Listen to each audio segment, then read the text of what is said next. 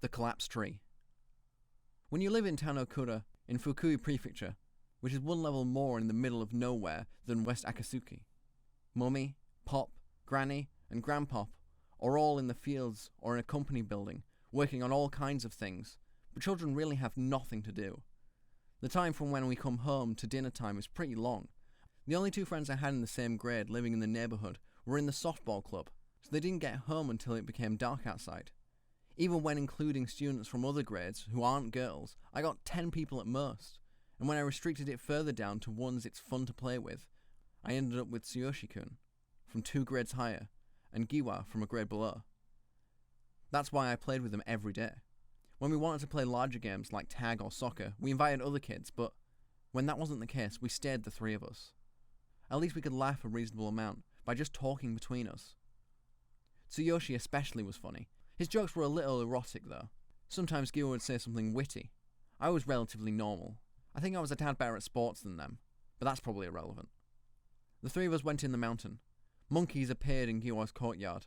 Apparently deers too from time to time. I'd only seen monkeys. We climbed up the steel tower.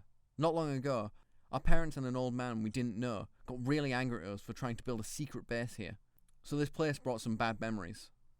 But I only knew 4 routes to climb the mountain, so I sucked it up.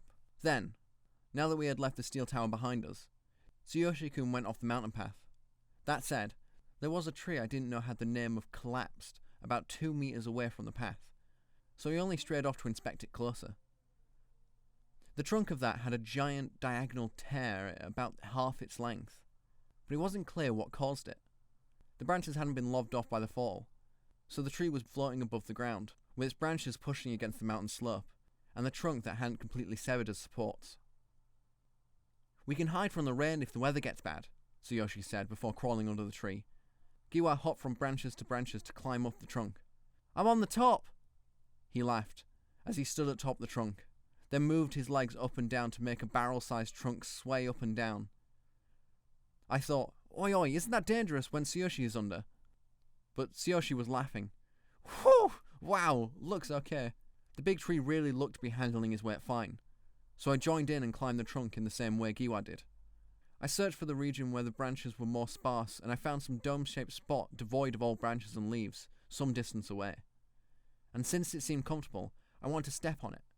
Giwa was having a time of his life making the tree sway, so I had to progress while grabbing nearby branches. When I finally arrived at my destination, as I had perceived, there was a clear space left open due to the way the branches grew. But just when I thought that I was at the end of my troubles, I felt bad for some reason. I felt cold. But it wasn't because of the temperature. I was scared. I was shaking. In the middle of the dome was a protuberance left by the branch that broke long before the tree collapsed, which had made a cavity on its side. I saw a glimpse of something inside that dark hole, so I approached it with shaky steps, as if being sucked towards it. Crouched, inserted my hand inside the hole covered by the grass and moss, and took out something that touched my hand. It was a white sheet of paper, folded in 4. It was dry and undirtied, as if it had been inserted moments ago. I unfolded the paper. Inside it was drawn a perfectly round black disc with black ink. It's a hole, I thought at the moment. I found a hole that had been folded and hidden inside another hole. My body's shaking grew bigger, making me let go of the paper. My mind drew a blank for a little while. It seems I wasn't trembling, but since my body wouldn't move as my mind dictated, I shook. I shook my whole body instead of my hand to get rid of the paper sheet.